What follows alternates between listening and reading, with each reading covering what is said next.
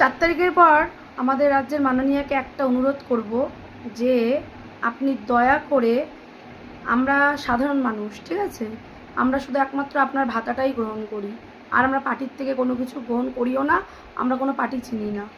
আজকে যারা 15 বছর ধরে আপনার দলে থেকে আপনারটা খেলো পড়লো, চুষে চুষে নিল, ঠিক আছে, আপনাকে বদনামও করছে তার সাথে সাথে, ঠিক আছে, কুকীর্তি করে করে, আজকে আবারও এখনও রেজাল্ট ঘোষণা হয়নি, আমি দেখলাম কিছু ভিডিওতে, কিছু কিছু মানুষ এখন বিজেপিতে গিয়ে জয়েন করে এখন বলছে 15 বছর খাওয়ার পরে কি বলছে যে সবাইকে এখন বিজেপিতে আসা উচিত, ঠিক আছে, এখন ওটা দুর্নীতির কি দুর্নীতির দল ছিল।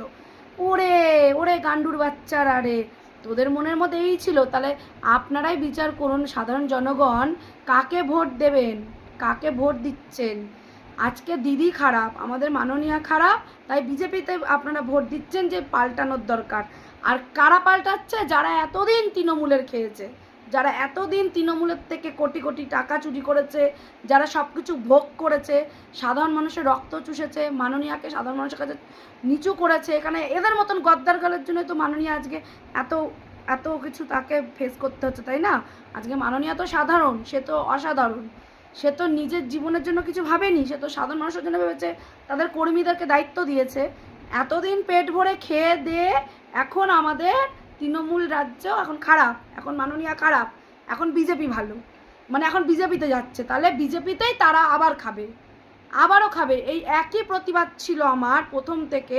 আমি কিন্তু সত্যি বারবারই বলছি, আমি কোনো রাজনৈতিক দলে কোনোদিনও কিছু করিনি, করবও না। আমার একমাত্র লড়াই আমার রাজ্যের মুখ্যমন্ত্রীকে নিয়ে, আমি শুধু তাকেই চিনি, আর এটা আমি তাদেরকে বলছি। আর বিজেপির কর্মীদেরকে আমি বলছি, আপনারা যাই করে যান, আপনারাও তো তাহলে তাদেরকে টানছেন নিচ্ছেন, তাহলে আপনারা ওদেরকে দিয়েই কাজ করাবেন, যারা এতদিন খেয়েছে, শুভেন্দু অধিকারী, এদিকে অর্জুন সিং, আরও কত আছে, আরও ঢোকাচ্ছেন, এগুলো তো গুন্ডা মস্তানি করেছে এতদিন।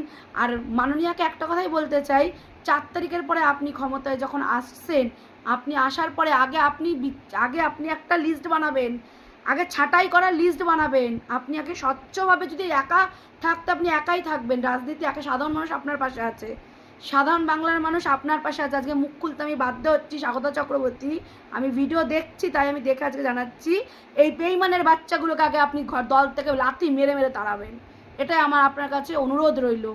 স্বচ্ছ বাংলা যদি করতে হয়, তাহলে আগে বেইমান নেমোখারামদের আগে তাড়াবেন, বুঝতে পেরেছেন?